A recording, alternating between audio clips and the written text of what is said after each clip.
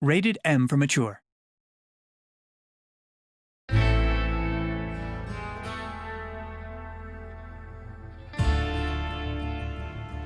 Desperados III is a real-time tactical stealth game. In this prequel to the beloved Desperados franchise, you will lead your gang on a glorious Wild West adventure and visit many iconic places like the forbidding mountains of Colorado, the bug-infested swamps of Louisiana, and the windswept deserts of Mexico. You will also get to experience the origin story of John Cooper and the rest of his gang. Now, let me make the introductions. The leader of the group is Cooper, a drifter and gunslinger who can kill quietly with a knife or take out multiple foes with his 2 revolvers.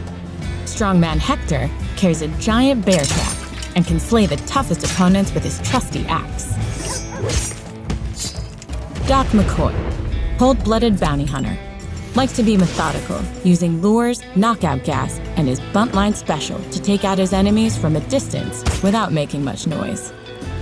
Kate can fool the enemy with the right outfit and kill discreetly with her hidden gun.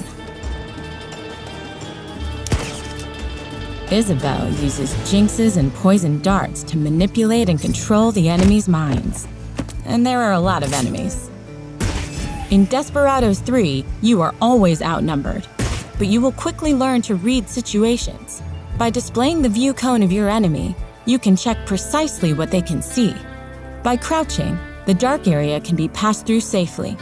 But if you stand up or enter the bright area of the view cone, the enemy will start to detect you. The view cone will then fill up with yellow. If you manage to escape in time, they won't see you, and everything will be fine. But when the view cone turns red, things will get hot. The enemy will call for help, triggering the alarm, which means everybody in the area will start hunting you. And as if this wasn't enough, the alarm also triggers reinforcements who will come rushing out of guardhouses. If you manage to hide from the hunting party, the search will stop after a while, but the reinforcements will stay and patrol the area. In Desperados III, you have to think before you act. Simply running blindly into situations won't get you far. This is why quick saving and quick loading is an essential part of the gameplay.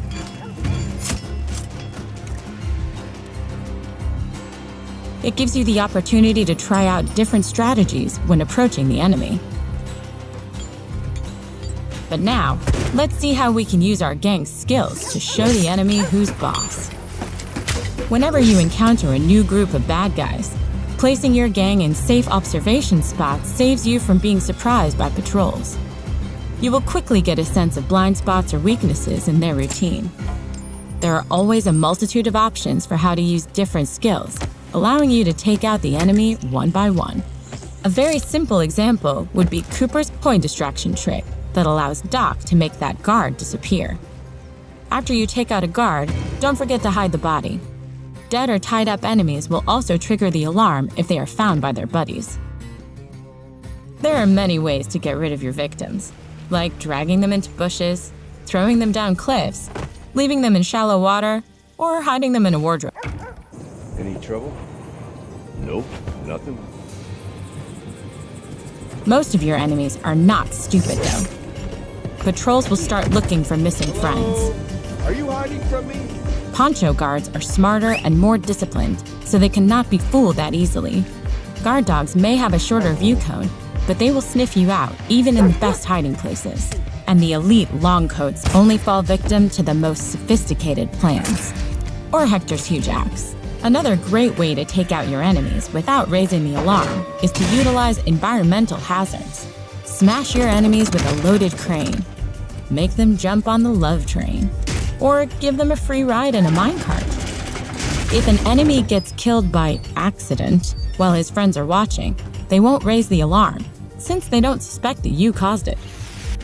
You can also choose to go full stealth and succeed without killing anyone at all.